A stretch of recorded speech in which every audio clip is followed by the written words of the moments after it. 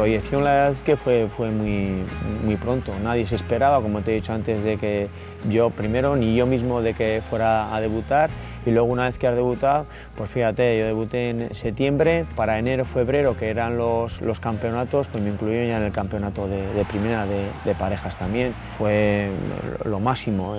Yo no sabía, ¿no?, cómo iba a responder, llevaba pues 6, 7 meses en profesionales y ya en un campeonato de parejas. Ese año tuve la suerte de llegar a la final también junto con Arretxe, la perdimos también contra Lustiza y Maíz. La siguiente final, que tuve también por la suerte de participar y de estar en la final también contra Retegui y Beloki, y yo con Arretxe también, pues el año para mí fue magnífico ya. Y esa final, ese segundo año también, que yo estando profesional, ganar mi primera final y el frontón también, ya estaba, no había entradas, estaba a tope también, pues la verdad es que para mí fue muy importante. Bueno, pues un gran recuerdo, ¿no? Dos pelotaris muy jóvenes como Titín y yo, con dos veteranos como Retegui y Arretxe, una grandísima expectación y bueno, una final muy importante para mí, la primera de primera categoría. Nos ganaron 22-14, yo creo que Titín fue, el mejor del partido en aquella final. Y nosotros, pues bueno, no estuvimos quizás a la altura del campeonato. Durante el campeonato en la liga ya les ganamos algún partido y luego en la final ellos estuvieron mejor, pero bueno, muchísima gente de La Rioja. Titín entonces empezaba a ir para arriba y a convertirse pues ahí en la figura y en la leyenda que ha sido, ¿no? Arretxek atzera ezkerrez. Eta giroa oso gutxitan ikusi izan dugun bezalakoa. Ezker gantxoa eta partiduko lehen tantua. 10-8, partidua aurretik hastea oso garrantzitsua zela esaten zuen Julian Retegik aurretik. Eta partidua ondo hasi dutenak Titín eta Arretxe dira. 3-8. Beste edozein pelotari baino askoz ere gehiago. Julian Retegik eskuin boleaz jaso sakea. Eta tanto, 4-8.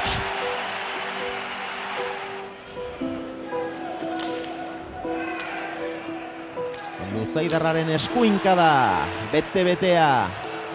Eraman Belokik, Aidearen bila, Titín. Eta bigarrenean eraman du Julianek. Bigarren botean eraman du pelota hori Julianek. Horrelakoak ez dira asko eta ezin hasiko gara daudenei herrietan, horrelakoren bakaldu dutelako. Nire partez ez?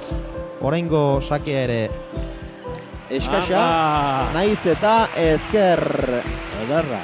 Aide horrek eman dien gorriei 7. tantua, 7-12. Julian Retegi.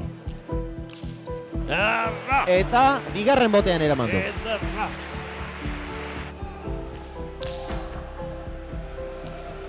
Luzea. Eraman Arretxek. Muy bien. Eraman Titinek ere, zabalean dejada, Arretxek atzera. Tanto izango da seguru asko. Ez. Tanto bai. Eta zer nolako pelota eraman duen Titin hirugarrenak. Julian Retegik sake arrestoan txokoan utzitako pelota hura, tanto izango zela uste genuen, baina ez da alakorik izan.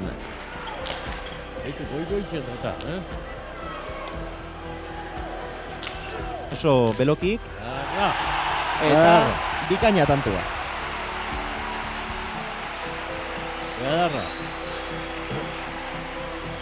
Amazortzi eta 13 Jaun Andreok postanturen aldea. Retegi Aidearen bila txokoan utzi. Eta tanto. Eta hortxe duzue triziokoa txapapean pelota bezalaxe. Titinen sakea. Eskuin boleaz jaso Retegi. Asko dira eskuin boleaz eraman dituenak.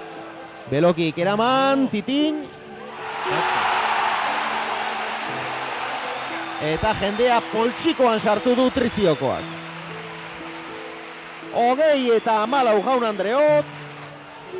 Arretxe. Hor ez da ondo honet Titin, Ezker gantxoa eta tanto, hor bai. 21 eta 14. Atera du sakea. Belokik eraman, Aidearen bila doa Titin. Eta bukatu da partidua, Titin eta Arretxe, 83-84 garren urteetako txapelketako txapeldun dira jaun Andreok, eta nola izaten diren gauzak, iazko txapelketa ofizialtasunik gabeko beste bat ere izan baitzen, ez zuten txapeli jantzi Alustiza eta Maizen aurka, eta aurten Retegi eta Beloki 14an utzi.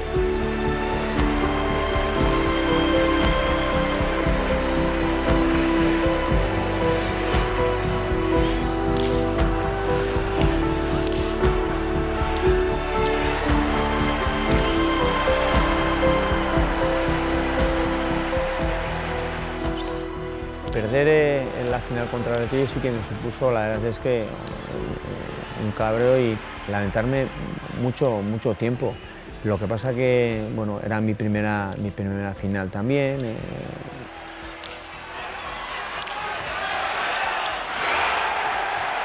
Pero lo que sí yo quise, ¿no?, darle la vuelta a esa derrota y bueno, y lo que intenté es darme ánimos.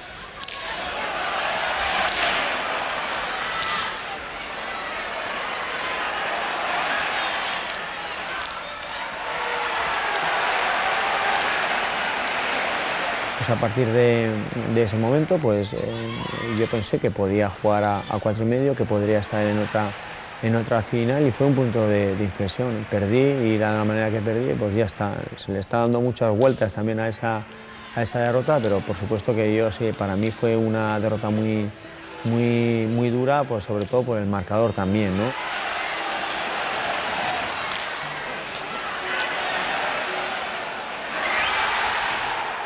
La verdad es que fue un partidazo por parte de los dos, pero a mí me sirvió para seguir pensando que podría hacerlo bien en el 4,5. El juego que desarrolló Titín, ¿no? Nadie esperaba, incluso mis colegas, que Titín podía rendir tanto en un 4,5. Yo sí comenté con algún compañero que era muy peligroso, ¿no? Porque la forma de jugar no era típico, ¿no?, de un pelotari que después se ha visto que es un estilo distinto, ¿no? Y llegó a la final y jugó muchísimo. Lo que pasa que después del resultado, pues yo estaba perdiendo un 21-17 y ya cuando el partido estaba ya para él, pues yo empecé a arriesgar un poco más, me salieron las 4 o 5 jugadas perfectas y el 22-21, que ha pasado a la historia. Retegiren sakea. Gaiztoa. Eraman Titinek Retegi airez. Txokoan utzi eta Retegik irabazi du partidua. Julian Retegi txapeldun. Bejon daiola Eatxundarrari, bejon daiola ikaragarria egin du. Ikaragarria egin du. Retegik 22 tantu, Retegik 22 txapel. La verdad es que estoy un poco, bastante desilusionado. No tengo que estar contento porque le he tenido ahí, pero bueno, a partir de mañana habrá que seguir entrenando igual, a recuperar la moral y a pensar en el siguiente partido de parejas, ¿no? En 2 meses también tuve que tomar la decisión. Me dijeron que iba a salir una empresa nueva, pues bueno, que tengo que reconocer también que económicamente pues también era la mejora mucho más grande. Me ofrecían 5 años de contrato también y fue pues también, esto fue en diciembre, la final del 4,5, y para febrero pues salió ASPE también. Yo arriesgué entre comillas, pero la verdad es que tanto en lo deportivo como en lo económico pues mejoraba muchísimo y decidimos cambiarnos. Contactamos con él y desde luego no íbamos a dar más pasos. Si él no hubiera querido, no hubiera sido posible crear ASPE, ¿no? Pero él estaba por la labor, estaba con ganas. Bien es cierto que también ayudó mucho el que no fuese un pelotari muy bien pagado para la categoría deportiva que tenía, porque ya te digo que eran 2 figuras las que había entonces, una Retegi y otra Titín, y por ejemplo Titín creo que era el 6º o el 7º en orden a la hora de cobrar. Una vez que él dio al paso, pues sí que es cierto que fue necesario que juntar un grupo de pelotaris de primera línea, ¿no? Y los demás también También se puede decir que si no hubiera sido gracias a que en su momento pues Capellán, Eugui, el coro, etcétera, etcétera, hubieran dado el paso, tampoco hubiera sido posible el proyecto de Aspe, pero él fue imprescindible. Pasó 1 año y medio o 2 que nos llegamos a asustar bastante, porque de jugar con 1.500 personas en el Frontón Adarga, a los 8 meses a jugar con 112 personas en Ollón, que está a 4 kilómetros de Logroño. Ahí nosotros, a mí en ese caso como empresario, entre comillas, pues nos asustamos bastante, pero él le dio la vuelta. Está claro que con trabajo, dedicación, no todos pensábamos que se la podía dar, o dudábamos por lo menos, pero él le dio la vuelta a eso y no solo volvió a ser el mismo, sino yo creo que sigue siendo el mismo que era entonces. Oso ondo zabaleratu du pilota Titinek, jaso Unanuek, atzera Titinek. Ez da gozoa. Ez zen gozoa pilota hori. Sobre todo recuerdo un tanto que para mí fue determinante en esa final, ¿no? Ganando nosotros 13-9, un gancho de Titín pegó en la chapa, pero chapa clarísima que solamente el juez no se enteró y dio tanto para Titín.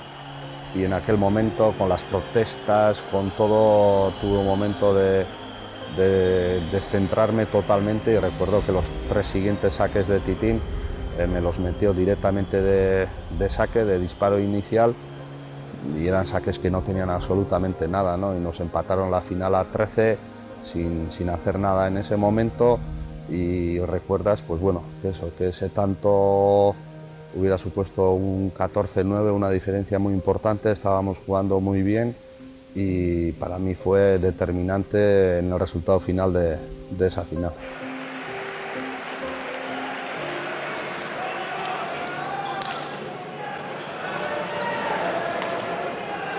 Eraman Errasti, txokoan ederki.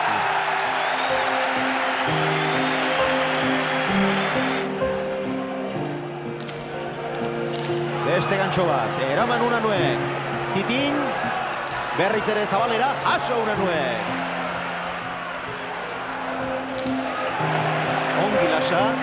Ongi lasa, eraman Errastik, hori ere jaso Unanuek, hau ez. Tanto zoragarria ikusi dugu, tanto zoragarria. Txokora Unanuek, jaso Titinek. Berriz ere txokora, hori ez. 6-5. Eharra tantoa. Jaso. Titinek lasari utzi, honek ez du aprobetxatu. Moztutzea hundek, txapagainen. Eskuin boleaz ormabiak. Orain sotamanoaren bila txokoan utzi ederki eta tanto.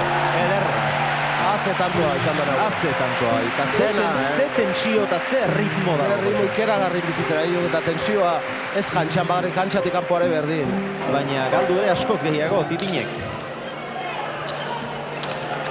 Ederki. Hor dago Unanueren arriskua hor. Titinek bolea zartu du. Ainorgatarraren sakea eta gero aurreraino joan eta ezkutatu egin du. Bai, gaur beste pelotari atzekin, ez zuen bate arriskuik. Botea jogatzen duen pelotariekin, baina Mikelekin hor arrisku ikeragarri ez eok.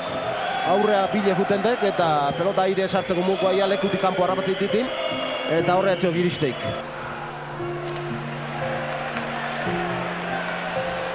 Tentsio hondiko tanto hau ere, txokoan utzi Titinek. Unanuek ere bai, amaikana, erra tantoa. Haze partidu ikera iral Mikel Unanuek gaurre. Atzera orain Titinek. Oso atzera, Bederatzitik atzera, jaso Errastik. Txokora, erki, hor bai. Eskua gora jasota, bazen garaia esaten ari da Errioxarra, eta alaxe da, Ez du gozatu Titinek, jaso Unanuek. Lasa, ondo gozatu du. Errastik eraman, Titin, erki. Amaseina. Eta bai Lasa dominatzen ari dek, Nahiko egin du Lasak. Errasti! Atzera orain bera. Eta... Iritsi eta tanto. Ze pelota eran du Lasak. Ezinezko ematen zuen, Eta saietxetik sartu. Salto inda. Iritsi eta justu iritsi dago pilota, arriskutsua. ongi errasti, hor erne zegoen. Titinen bolea zartu. Hori, eraman. Ez da eskutatzen ez. Ze pelotata sartzen da, berriz ere bai, eta tanto. Ze tanto egin du. Ze tanto egin du, da ze postu eta sartuan. Ze tanto egin du, da ze pelota hartu ditu. Gehitxore bai, Hogei eta 17. Atera dut Titinek. Sake luzea da, aiztoa. Errastik, jaso, haze sakea eraman duen. Haze sakea jaso duen Azkoitiarrak, ikaragarria.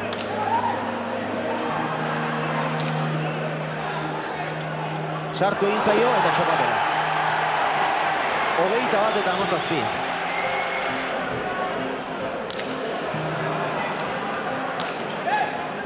Errasti, atzera, hori dau, Errastiren golpea. Frontis erdian eta baztertu.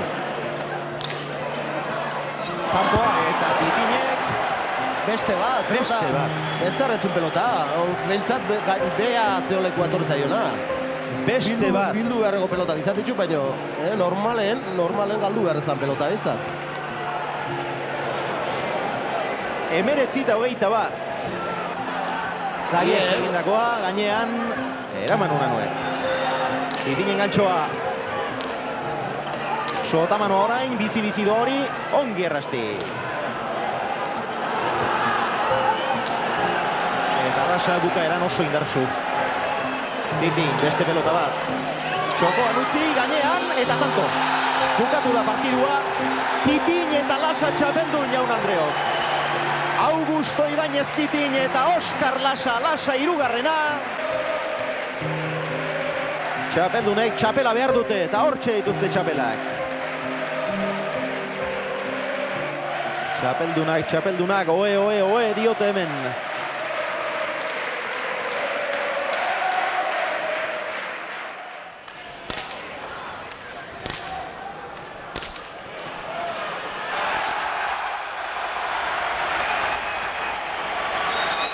Es un mal perdedor en ciertos momentos, en general es un gran perdedor, ha asimilado todas las derrotas que ha tenido y os puedo contar una anécdota.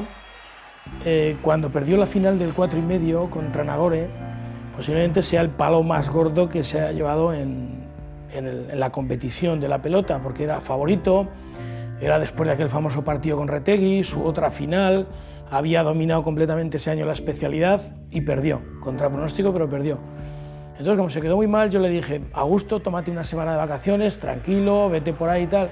Dijo, de eso nada, mañana por la mañana, ¿a qué hora entrenamos? Digo, pues a las 10. Dice, pues allí estaría a las 10, hay que seguir y hay que mejorar. Y eso lo ha dicho hace poco, esto fue en el año 2004, me parece, algo así.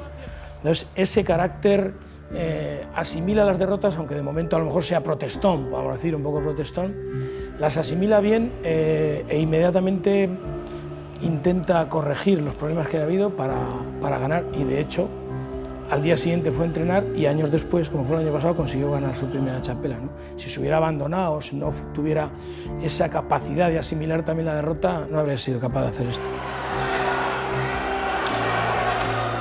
Txokora Titinek, eraman iruko. Titinen gantxoa, Lasak ezin. Eramateko modukoa zuen. Titin y Fernando era pues la pareja invencible en el campo profesional, ¿no? Ninguno era pegador, pero se compenetraban muy bien en la cancha y Augusto pues adelante rematando todo. Los amagos de Titin hacían más daño que igual que sus ganchos, porque Fernando le comprendía a la perfección y así fue, ¿no? Nos ganaron 22-10 me parece y yo creo que sí, aún estando bien nos habría costado a Oscar y a mí darles guerra, pero bueno. Fue una experiencia negativa, pero a la vez positiva por lo que he aprendido de ese día.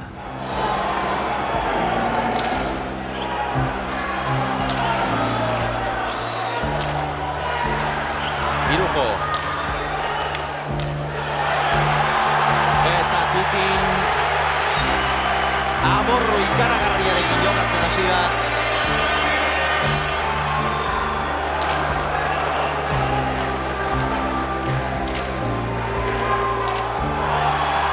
Txokoa berriz ere Titinek ezer egiteko modurik ez Irujo. Gaserre bizian Iberoko aurrelaria. Motibo Leo, eraman Oskarrek, Titinen aukera.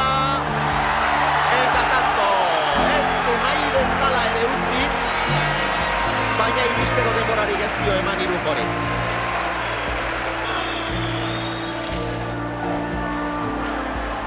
Oraingoari boleaz hobeto erantzun dio, baina Titinek ez du harkatu. 10-2, airez egin duen. Ez dakit 6garrena edo 7garrena izan den. Txokora Titine. Irujoren ezkerka da urrutira dator. Bila orain. Gantxoa zoragarria. 3-11. Hau bai. Lehen da bizi atzeratu eta gero ezkutatu. Hau erritmoa da, Josea. Bizi bai, ikeragarri bizia ditu. Lasa orain bai gozatu du. Eraman Goñik, aukera Irujok. Txokora zoragarri ederra oso. Fernando Goñi asko beharko dute oraingoan. Eraman du. Zubiriko atzelariak azkenengo hori ere eraman du. Baina aukera oso polita zuen. Irujok eta ez du alperrik galdu. Ikustagun berriz. Dena alde zuen. Ongi atzeratu du Fernando. Lasak eraman. Baina Titinen garriz ere. Gantxo zoragarri. 17 eta 7.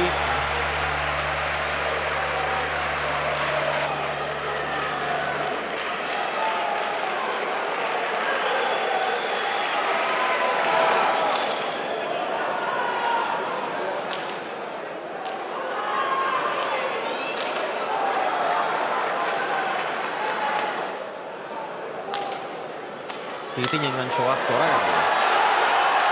Eta etzen ahoko zuloko pilota, Urrutitik, oso goian hartu du pilota, baina goitik behera edarki markatu du.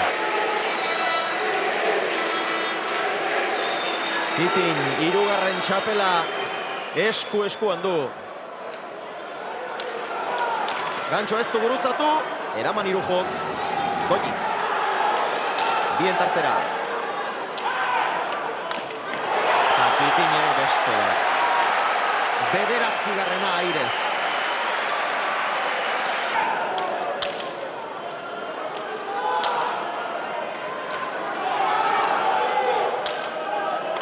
Txokora ederki eta kanto. 10-21 bat.